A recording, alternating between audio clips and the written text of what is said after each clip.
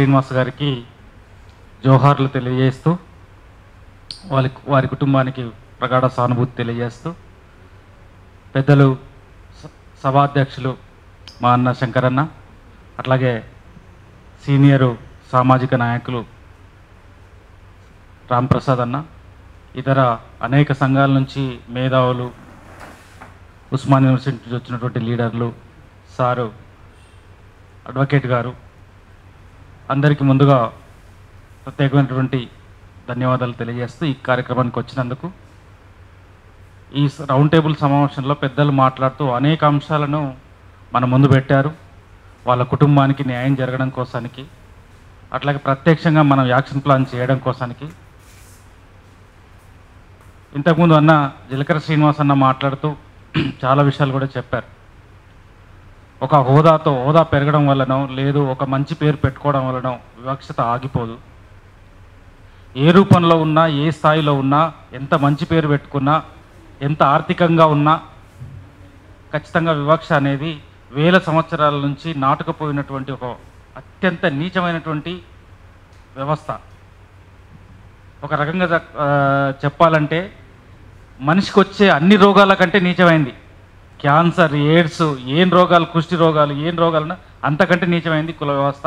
ఆ కుల వ్యవస్థ ప్రపంచంలో అన్ని దేశాలలో అండ్ ఏ దేశంలో లేదు, ఓన్లీ ఒక భారతదేశంలోనే ఉంది. దానికి బలైపోతుంది అట్టడుగున్నటువంటి కులాలు. ఎస్ఐ గారికి వివక్ష జరగడంలో పెద్ద ఆశ్చర్యం లేదు. జడ్జీలను చూసాం, ఈవెన్ మన రాష్ట్రపతినే చూసాం. ఇంకా ఎస్ఐ గారు దాంట్లో పెద్ద అతిథులు ఏం కారు. రేపు ఏ హోదాలో ఉన్నా, యాక్టర్ హోదాలో ఉన్నా, లేకపోతే ప్రైమ్ మినిస్టర్ అయినా, రాష్ట్రపతి అయినా, జడ్జీలు అయినా, ఎవరైనా సరే ఆ వివక్షతకు బలి కావాల్సిందే.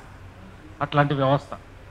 ఆ వ్యవస్థకు వ్యతిరేకంగా ఈరోజు మనం ఫైట్ చేయాల్సినటువంటి అవసరం ఉంది. ఇప్పుడిప్పుడే అన్ని రంగాల్లో డెవలప్ అవుతున్నాం. ఈ సమాజం ఏంటి, సమాజంలో జరిగినటువంటి వివక్షత ఏంటి అని మన పిల్లలు ఇప్పుడిప్పుడే చదువులో అభివృద్ధి అవుతున్నారు, తెలుసుకుంటారు. ఖచ్చితంగా రాబోయే కాలంలో ఈ వ్యవస్థకు వ్యతిరేకంగా కొట్లాడాల్సిందే, ఈ వ్యవస్థను మార్చాల్సిందే, ఈ కుల వివక్షత పోవాల్సిందే.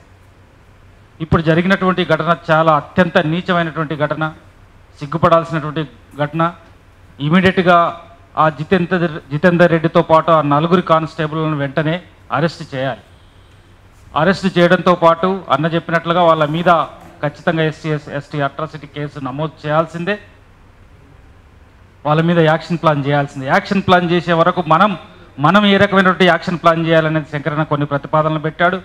అవసరమైతే డీజీపీ ఆఫీసు ముట్టడి కార్యక్రమం చేయాల్సింది, లేదంటే ఇంద్రపాక్కడ ఒక ధర్నా చేయాలనేటువంటి ప్రతిపాదనల జీలకర్ర శ్రీనివాస్ అన్న పెట్టారు. కాబట్టి ఈ 2 యాక్షన్ ప్లాన్లు ఇమీడియట్గా అన్ని సంఘాలను, సామాజిక సంఘాలను, బహుజన పార్టీలను ఒక ఐక్యవేదికగా చేసి ఇది ఒక మంచి ఘటన, ఈ ఘటనకు అందరిని కలుపుకొని పోయేటట్లు యాక్షన్ ప్లాన్లోకి చేయాల్సినటువంటి అవసరం ఉంది.